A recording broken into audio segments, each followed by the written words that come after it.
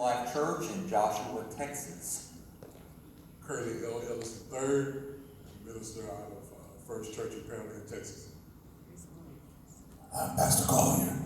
I'm pastor here at Fort Worth, Full Gospel Apostolic Tabernacle. And I am Brother Rico Smith, and I'm not a pastor. I'm just moderating and enjoying being up here on the platform with my brothers. But I'm the CEO of Rico Smith Ministries, and that's my beautiful wife sitting out there videoing Christian Smith. So now we're about to jump right in. First question for the panel is, how does the Apostolic Church impact society when it comes to social issues? Brother Brent Jones or Brother Copeland, would you care to see which one of you will go first? I mean, from my perspective, we have to example it. Mm-hmm. And we have to be engaged in the culture as well. You know, I think there are two problems that we have. We either are too overly opposed to the culture, or we assimilate to the culture. Right. There's a great balance there where we have to example to them what love looks like, what loving people that are different than you looks like. And if that goes on in the church, and that gets out into the culture, then you're going to be able to see that. And that's really, I don't think we're going to have true credibility as a church until we can example that. Right. Until we can love one another, go to church with one another, as you said, not just work with one another, but be able to be with one another on the weekend. So Yes. I think that's the key. Brother Copeland?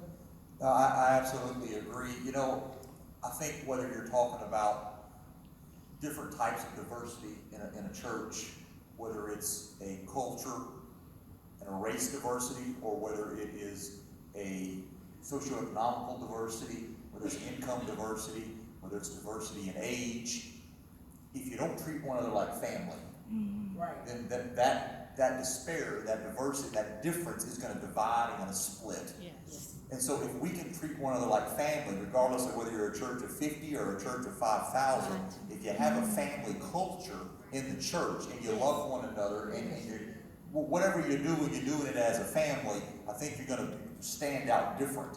Right. Like Scripture tells us that they know that we're disciples by the love we have one for another. Right. And if you have that going on in your church, it's gonna overflow into all your social events. It's gonna overflow into your activities, and people are gonna walk in and say they love one another like family. Amen. I want to be a part of that. Right. Brother Ellis? I just always go back to the scripture where it talks about how judgment begins in the house of God. Right. The way we conduct ourselves here, when the world comes into your church, what do they see? Do they see a black church? Do they see a white church? Do they see a Hispanic church? Or do they just see people worshiping and loving each other? I've heard ministers like Pastor Jones where he preaches, I forget what color he is. That's right. I do, because he's reaching me. Yes. And if a black man, white man, whoever comes into the house of God, if they reach me, Right. I feel the love of God. Yes. And the thing that we have to really begin to examine is, what am I as a man of God? Am I a black man of God? Am I a Pentecostal man of God? What kind of man of God am I? And we are men of God, period. Yes. Amen. Because God doesn't address you as a Pentecostal or black or a Hispanic man of God. He says you are a man of God, and we are supposed to reflect Him. Yes. Right. So we reflect Him, society is going to see, you know what, I went to church and got change because they didn't try to give me a word that was filled with some kind of racial overtone, but it was filled with the love of God. Amen. Right. And before Brother Collier answers, I wanted to interject this quickly. When we just say black church or white church, we're by no means trying to omit a Hispanic church or an Asian church or any other ethnic group church. It's just common language for us to say black church or white church. So interject your own race in there when they say black church or white church, because we don't want anyone to feel like we're minimizing any other race when we're saying that. Amen? Amen. I just wanted to point that out, because we're not minimizing any of you. We are all important in the body of Christ. That's And right. Brother Carter. Amen. I really enjoy what Pastor Copeland said and about the diversity. I think one thing that we need to do is to respect, as the church, respect diversity. In the church, respect different cultures. Amen. And have a desire to learn. And I can say of my own self, I come up in I'm a third generation apostolic, and I'm predominantly a black, my membership is predominantly a black church. And I had to, as Brother Smith said earlier, I had to put some stuff at the foot of the cross. And I had to learn how to respect different cultures. So I really like that. It's good. Yes. So, being that judgment starts first at the house of God, right? God is big on justice. He's big on injustice. What do you say to those groups, panel, that feel that the church is not speaking up enough on the injustices that are occurring in the world today against specific ethnic groups? You know, I would say we fall woefully short a lot of times to engage the culture. But there are two, and this is where we face, there are two solutions. There's the political solution, Right. and there's the gospel solution. Politics doesn't have a self-corrective in it. The gospel is the self-corrective in the church. The Holy Spirit can convict the church. Revival can break out in the church, okay?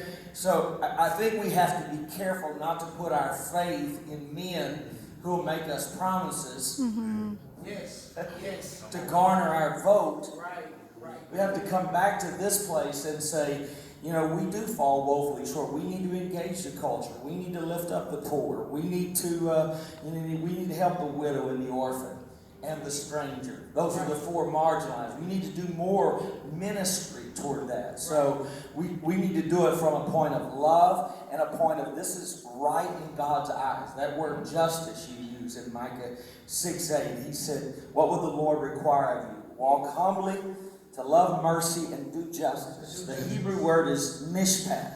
It means it is their right. It's not charity. Right. It is right when the church lifts up the poor, helps the widow and the orphan, and includes the immigrant or the stranger. So that's our job. And if we fail to do that, then we need to pray that that self-corrective of the Spirit will work on us and convict us. Amen. Brother Copeland? Absolutely. I'm almost going to echo my bishop. Let me tell you something. This is what I said to my church. Y'all can correct me if I get off track, right? But I stood in our pulpit about 3 months ago, and I looked at a Sunday morning crowd, and I said, let me tell you something. I said, I have in the last 60 days, I said, I have went and unfollowed some of you sitting in this congregation. Wow. Because of the political junk you've been posting on your Facebook account. I said, there's no need to post that junk on your Facebook account. Because as Bishop said, the politics isn't the answer. That's right. If you get behind one party or another or this man or that man, that isn't going to solve anything. We have enough problems, spiritually speaking, trying to divide the church. The last thing we need to do is try to prop up a political party and say, well, our answer is the right side or the left side or this, that, or the other. The answer is the gospel and the love of Jesus Christ. And we need to demonstrate that in everything we do. And it sounds cliche, but if we'll love them like Christ, if we'll love everybody that walks in that back door like Christ, let me tell you something, you won't need an outreach program because if you'll love every one of them, God will keep sending them in the back door as long as you love them. My God. Can the church say amen? Amen. Can we say amen again? Wow. Brother Ellis? I want to say hallelujah. I just, if any political ideas would separate me from my brother, I wouldn't know. I wouldn't cause or say anything that is going to separate me from my brother and sister. And I think that's what we need to examine when we post politically. Is this going to bring separation? Yes. Yes. You know, there's a reason you vote in secret. That's right. We don't have to expose it to the world who I voted for or why I voted this way. But if it's going to bring separation, if it's going to disturb somebody, if it's going to hurt one person, then I'm gonna leave it alone. The biggest thing that I feel like sometimes we fall in love with the walls of the church. Right. And one of the things that I've read about Christ is his ministry was in the street. Right. His ministry was not confined to this arena. He met the woman accused of adultery, that was out in the street. When he refused to condemn her, he refused to condemn all of us. He said, there's hope for this woman. So we bring the church not into the wall temple, but we bring the church out into wherever we work at, wherever we live at. So that is the key. If we're ever going to show society that we love them, the best service we've ever had was in the projects. We put chairs out in the parking lot, and the people that were the heroin addicts, the people that were on cocaine, and a young lady had just lost her 2-month-old baby. Wow.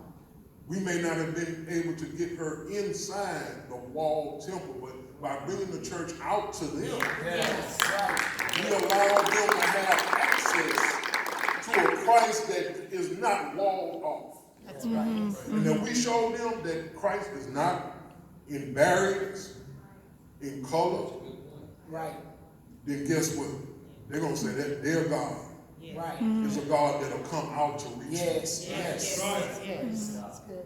Amen. Amen. I would say there are a lot of injustices in the land right now. And we as the church have to be careful that we don't get on a bandwagon Right. and try to peak. We have to stay with the message of Jesus Christ. We have to stay.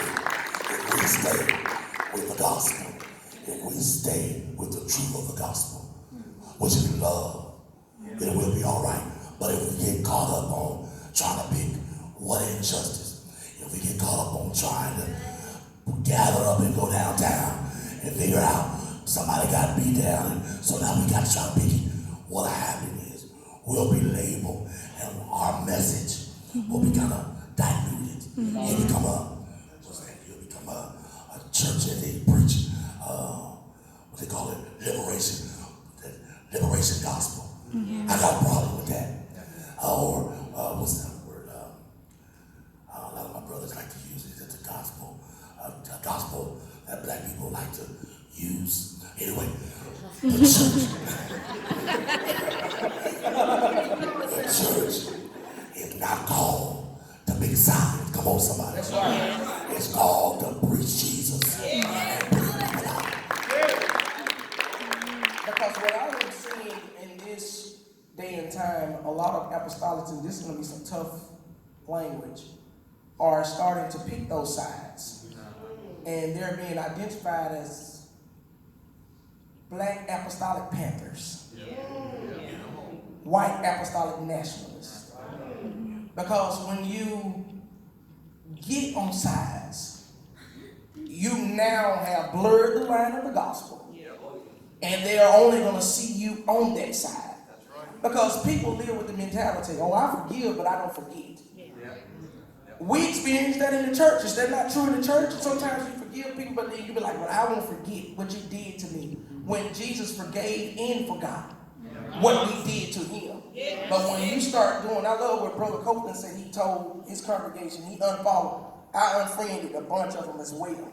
A whole bunch of them, because when you get out there to marching and things like that, God is into injustice. Don't get me wrong. But he's into injustice based upon biblical principles. Yes. We speak up for the poor, we speak up for the oppressed, but you do it in the light, in the face of Jesus Christ. Yes. Where people won't see me as a Black Apostolic Panther, or you as a White Apostolic Nationalist. They see me as a person of Jesus Christ. Because I do not believe in abortion, but I don't believe in it from the standpoint of a political affiliation.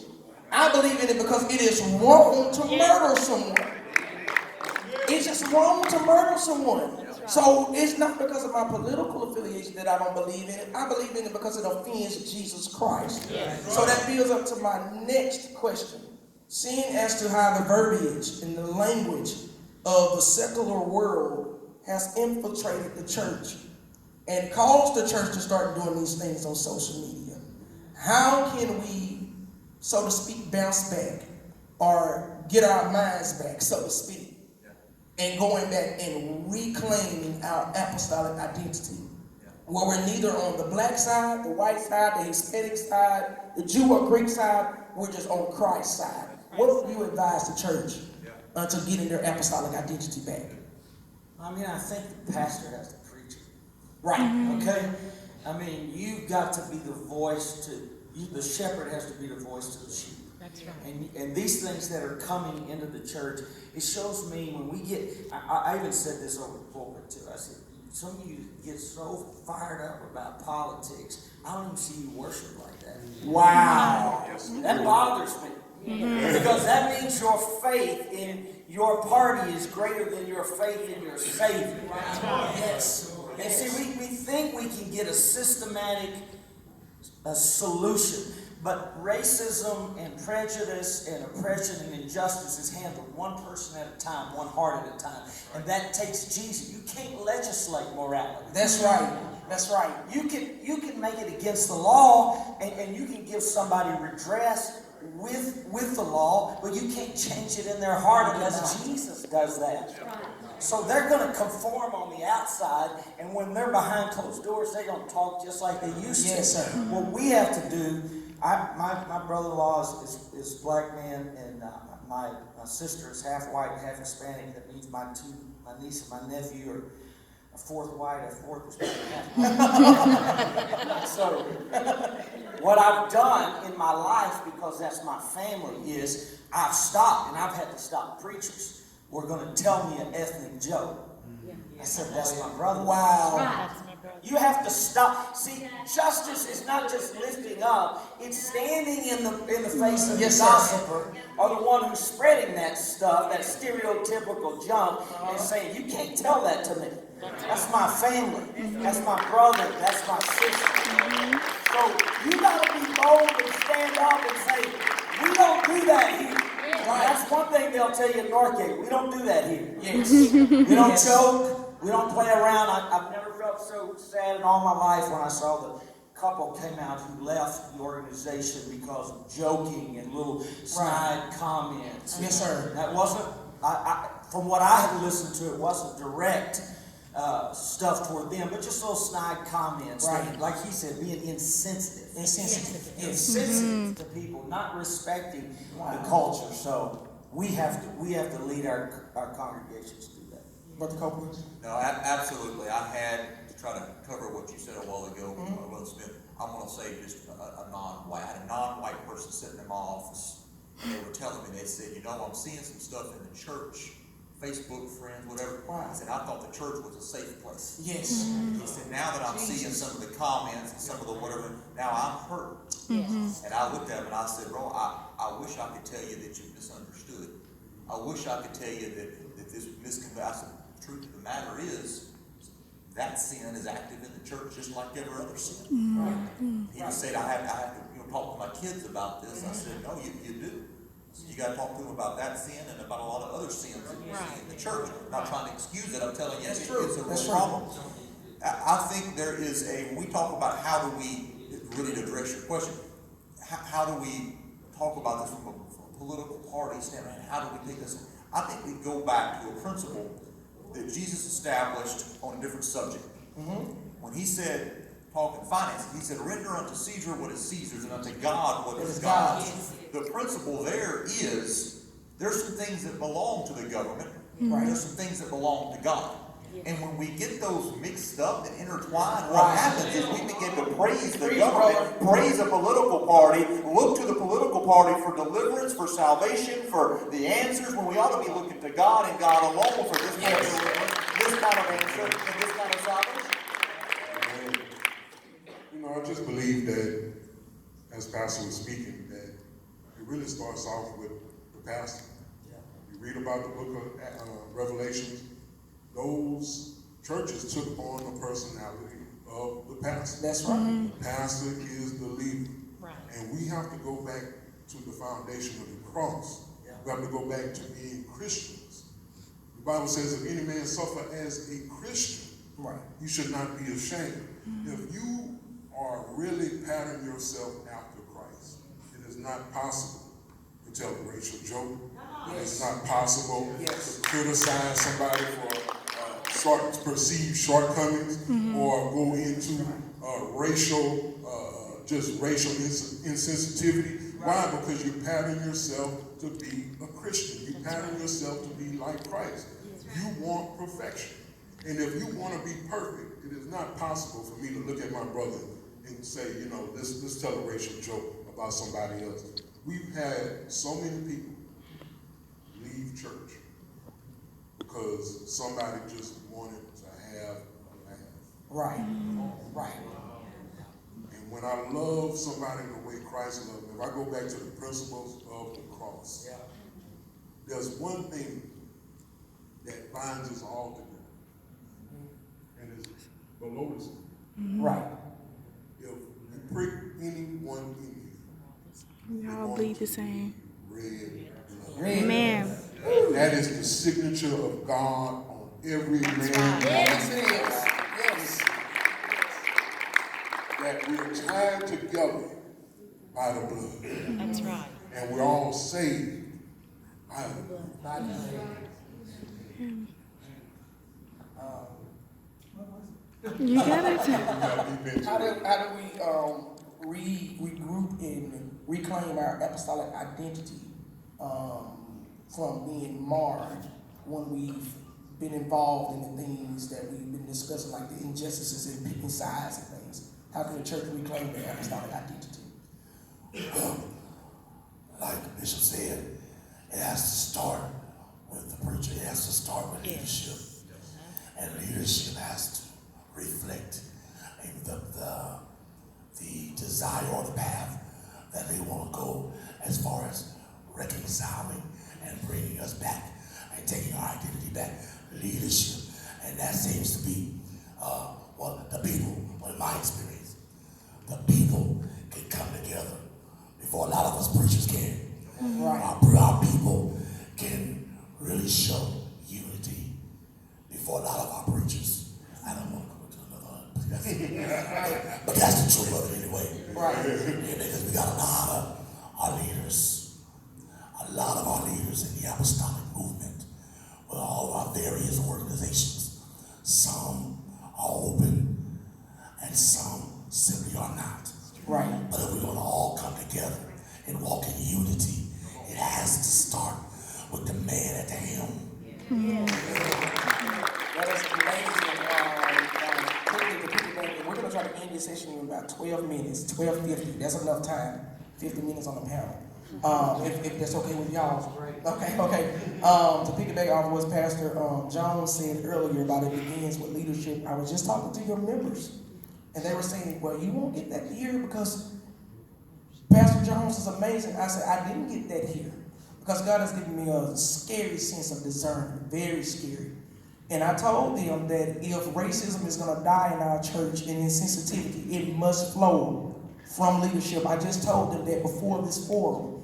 And I told them what I felt here is what flows from you, out of your heart. I didn't even knew at the time that you had a black brother-in-law. But I could tell that there was something different about you because it just flowed throughout this congregation. And the atmosphere and the environment. When we walked in there last night, there was something different about being here. You're not just a white leader, you are God's leader. And I appreciate God for what He is doing. So this is the next to last question. We only have two more. This one right here. How do we get beyond unforgiveness of the ones that have committed racial insensitivity? Because we see we are holding people prisoner to that racial insensitivity. We're holding them captive when Christ has let us go free. How do we get beyond that unforgiveness? I'm going to tell you one of the biggest blocks for forgiveness is this. And that is the reason people have trouble forgiving is because they say, I would never do that. Mm-hmm. Right. That's what you say. I would never talk that way. I would never use that language.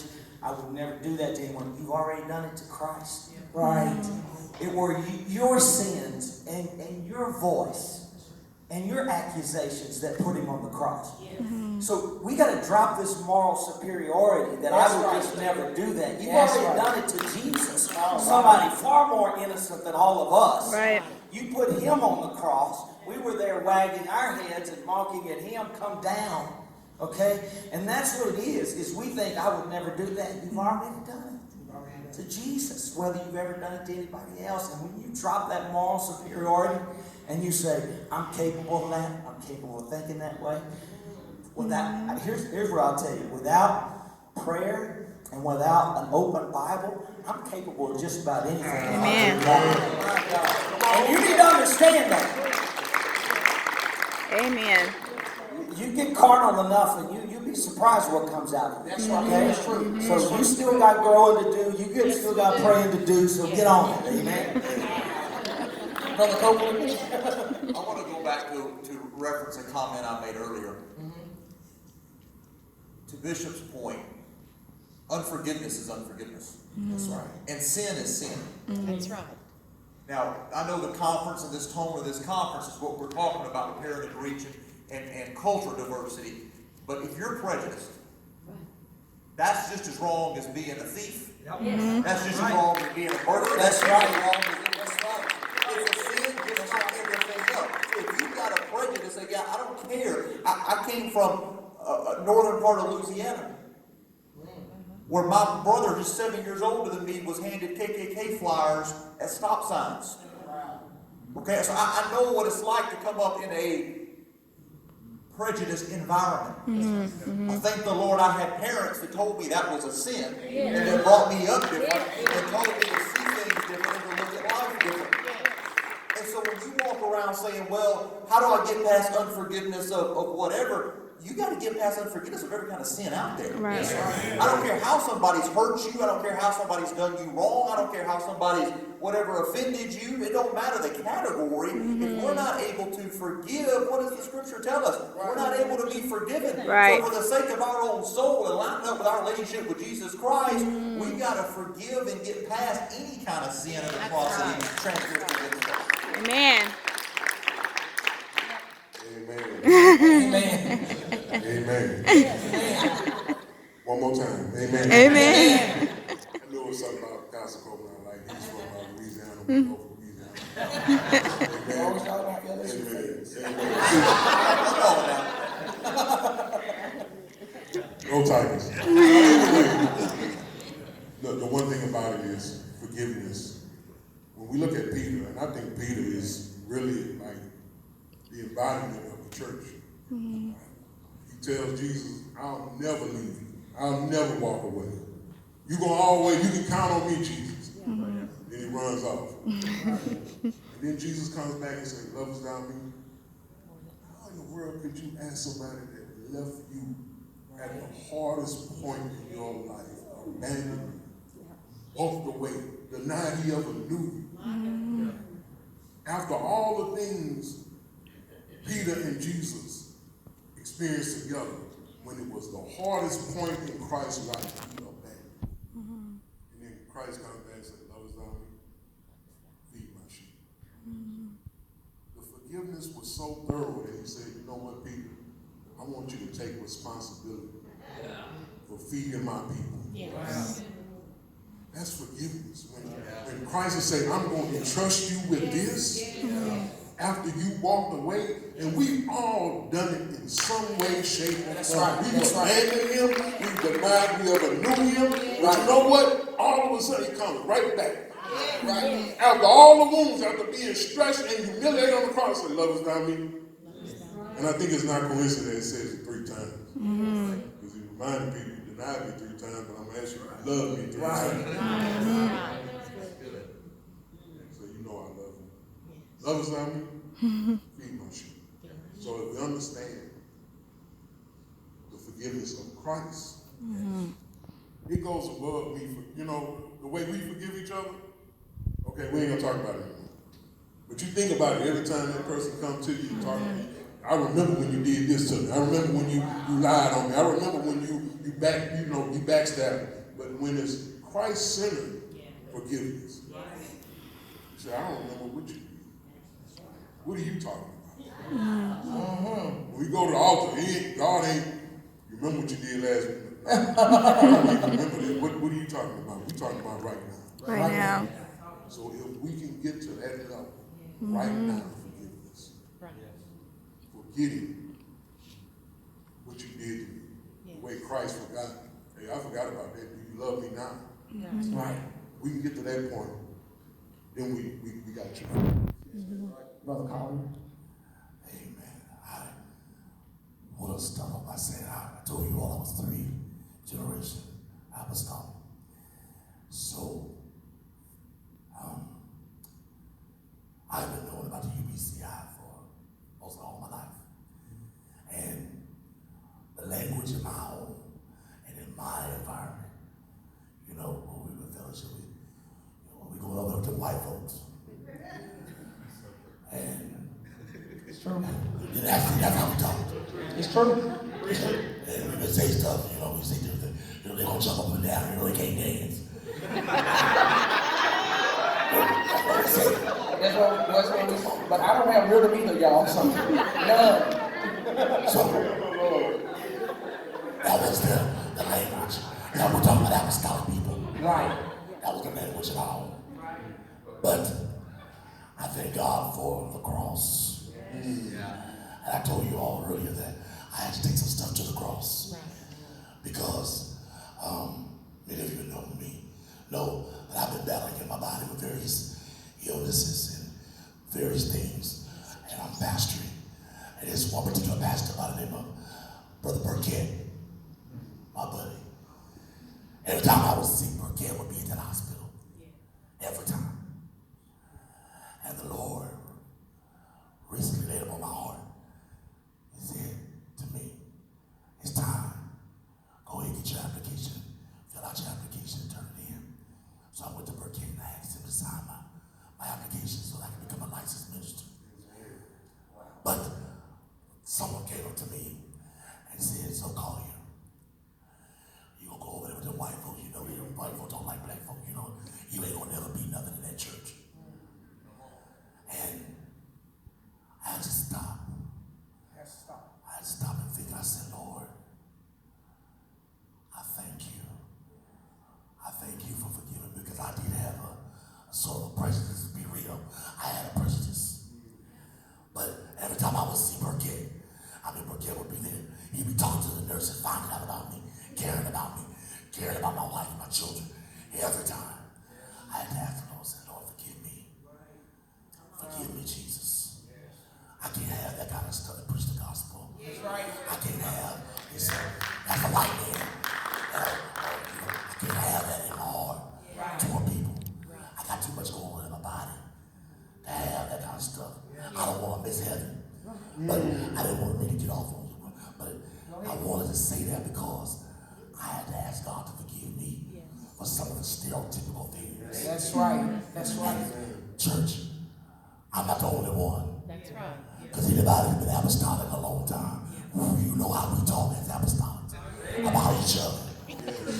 All right. So I just wanted to say that I had to go to the cross and ask God to forgive me for the things that I held in my heart. And I'm glad to be UPCI. Come on, somebody. Before I get to this statement, I just want to say this quickly. One thing that you can identify with all apostolic churches, whether you are black, white, Hispanic, or Asian, or whatever your color or ethnicity may be, you go to church with your hair up, you are leaving church with your hair down. Go in with your shirt tucked in, you're leaving with your shirt tucked out. Or taken out. Or you go in not sweating, you're gonna leave full of sweat. You're gonna leave wet. So we were already together in praise. Why were we not together worshiping anyway? We all have the same things going on. But the last question I want to ask is this. It was given me.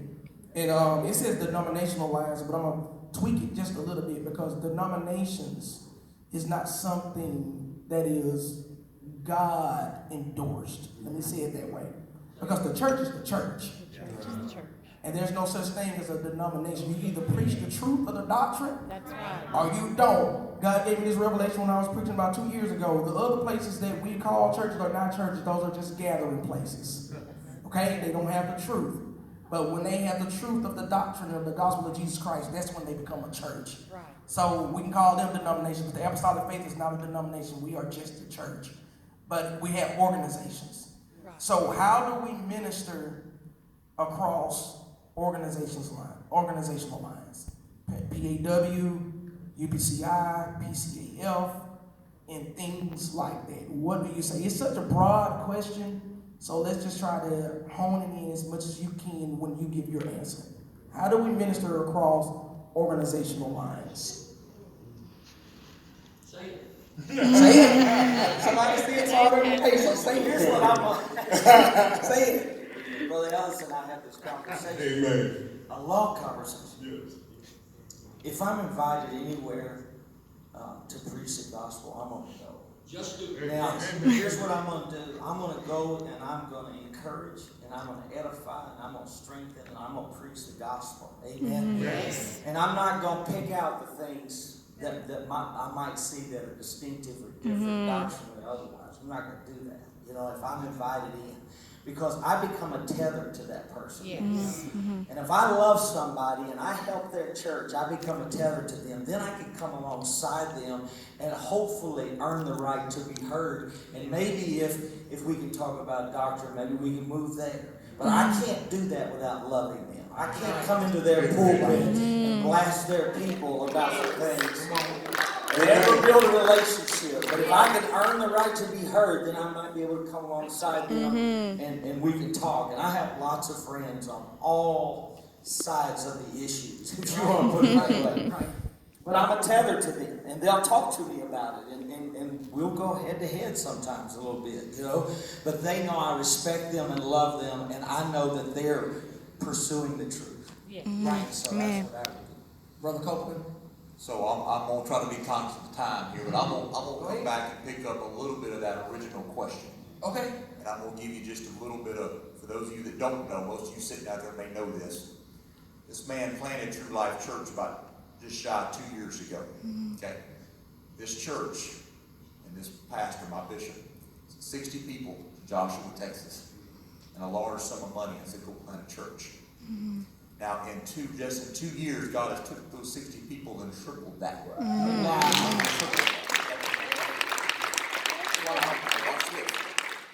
So a third of our church is North King. Okay? A third of our church today is people that have come from a church that used to be UPC Apostolic. Right. And they're coming back. The other third of our church was sitting in a denominational church 6-8 months ago.